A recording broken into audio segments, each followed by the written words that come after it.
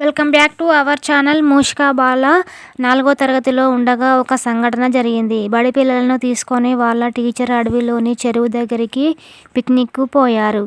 దారిలో గీత అనే ఒక బాలిక ప్రమాదవశాత్తు ఆ అడవిలో వేటగాడు పన్నిన వలలో ఇరుక్కున్నది. ఎంతమంది ప్రయత్నించినా ఆ వల నుంచి గీతను తప్పించలేకపోయారు. అప్పుడు మూషికా బాల తన పదునైన పండ్లతో ఆ వల తాళ్లను క్షణాల్లో కొరికి గీతను కాపాడింది. దాంతో పిల్లలందరికీ మూషికా బాల పట్ల ప్రత్యేక అభిమానం ఏర్పడింది. పరుగు పందెంలో కూడా ప్రతిసారి మూషికా బాలదే మొదటి బహుమతి. మెల్లమెల్లగా మూషికా బాలకు చదువు పట్ల ఇష్టం పెరిగి కళాశాల విద్య కూడా నిరాఘాటంగా పూర్తి చేసింది. పెళ్ళిడు రాగానే అమ్మాయికి పెళ్లి చేయాలనుకున్నారు బ్రహ్మయ్య దంపతులు. మీ మంత్రశక్తిని మరోసారి ఉపయోగించి అమ్మాయికి యోగ్యుడైన భర్తను తీసుకొని రండి అన్నది అతని భార్య. నా కూతురు పెళ్లి చేసుకుంటానంటే సూర్యుడినైనా తెచ్చి చేస్తా అన్నాడు బ్రహ్మయ్య. మీకు అంత శక్తి ఉందని నాకు తెలుసు.